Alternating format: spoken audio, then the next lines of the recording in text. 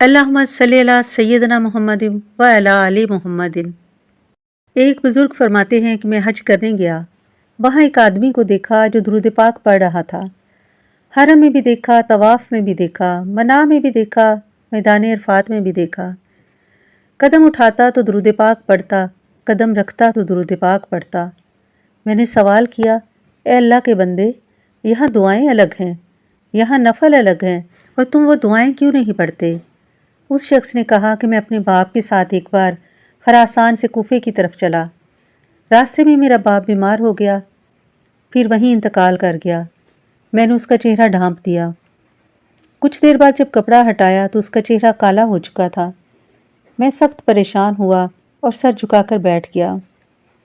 اونگ مجھ پر طاری ہوئی۔ میں نے یہ منظر دیکھا کہ ایک حسین خوبرو جوان آئے ہیں۔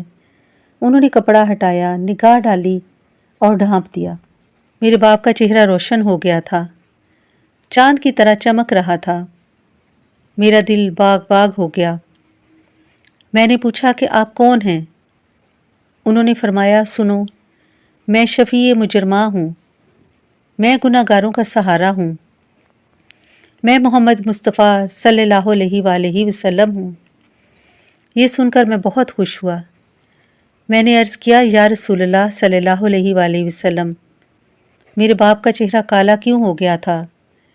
آپ صلی اللہ علیہ وآلہ وسلم نے فرمایا، تمہارا باپ سود خور تھا، اور اللہ کا قانون یہی ہے کہ سود خور کا چہرہ بدلا جاتا ہے، دنیا میں بدلے یا آخرت میں بدلے۔ اس کا چہرہ دنیا میں ہی بدل گیا، مگر اس کی ایک عادت اسے نفع دے گئی۔ وہ سونے سے پہلے درود پاک پڑھتا تھا۔ اس نے اس مصیبت میں فریاد کی، میں چونکہ فریاد رس ہوں جو درود پاک کثرت سے پڑھتا ہے، میں اس کی مدد کو آتا ہوں۔ اسی درود کی برکت سے اس کا چہرہ روشن ہو گیا۔ وہ شخص کہتا ہے کہ صبح جب میں نے دیکھا لوگ جوک در جوک آئے، میں نے پوچھا کہ آپ سب کو کیسے خبر ملی؟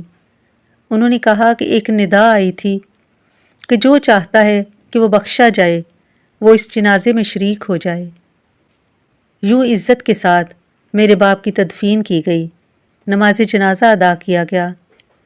یہ سب درود پاک کی برکت سے ہوا۔